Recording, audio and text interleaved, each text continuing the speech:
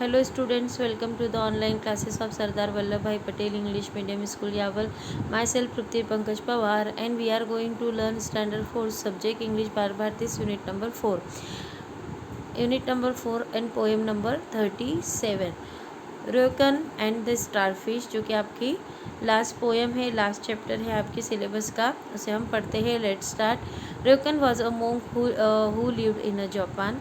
तो जो रोकन थे वो एक मोंक थे। मोंक मीन्स होता है पुजारी। पुजारी थे जो कि जापान में रहते थे। He was a well known teacher and a poet and a calligrapher. वो बहुत ही अच्छे एक शिक्षक थे, कवि थे, और कैलीग्राफर मीन्स होता है कि अच्छी राइटिंग लिखने वाले या अच्छे अक्षर से लिखने वाले अच्छे राइटर थे।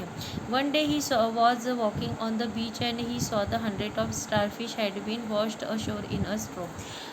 एक दिन क्या होता है कि वो जब बीच पे चलते रहते हैं तभी उन्हें 100 से भी ज़्यादा स्टारफिश दिखाई देती हैं। वो अशोर मतलब तट पर, जो तट समुद्र के तट पर होती है, वो स्ट्रॉम की वजह से बाहर फेंकी गई रहती है और जो तट पर गिरी होती है। The storm had blow over. तो स्ट्रॉम जो होता है बहता, जोर से बहता रहता है। And the starfish were dying in the hot sun. और हॉट सन की वजह से जो स्टारफिश है वो गर्मी की वजह से मरती रहती है। Rokan began to pick up the starfish one by one. तो रोकन ये देखकर उन एक एक फिश को उठाना चालू करते हैं।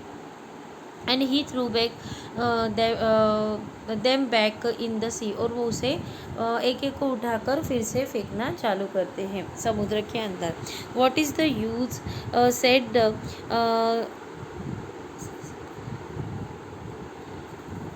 Disciple who was watching Rokan. तो वहाँ पे एक जो डिसिपल होता है, मतलब शिष्य होता है, जो उनका शिष्य होता है, वो पूछता है कि इसका क्या यूज़ है जो आप इनको एक एक करते फेंक रहे हो। There are 100 of fish dying. 100 of fish जो है वो मर रही है।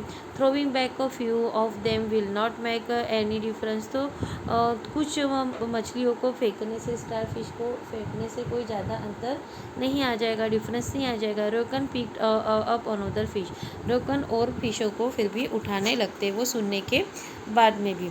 तो it will make a difference to this little fish. तो यह अंतर है उस छोटी सी फिश में जो मैंने उसमें फेंकी है। Said Rokan throwing the fish back into the sea. और वो फिर से ऐसे ही फिशेस को, स्टार फिश को फेंकना फिर से सी के अंदर चालू कर देते हैं। इसका मीन्स है बच्चों कि अगर वो, ठीक है, वो नहीं इतनी स्टारफिश की जान बचा पा रहे, पर वो जो एक दो या कुछ फ्यू स्टारफिश की जो जान बचा रहे, वो सबसे ज़्यादा इम्पोर्टेंट बात है। वो उसमें बहुत डिफरेंस दिखता है। तो ये बात उन्होंने अपने शिक्षक को समझाई, और इसी के साथ हमें भी समझाते हैं कि कहते हैं ना, बूंद बूंद से घड़ा पड़ता है। उसी प्रकार अगर आप सोचोगे कि इस मेरी भलाई करने से क्या होगा, ठीक है, तो ये बात गलत है। आप आपकी भलाई करो, आप आपका काम पूरा करो, आपका कर्तव्य पूरा करो, है ना।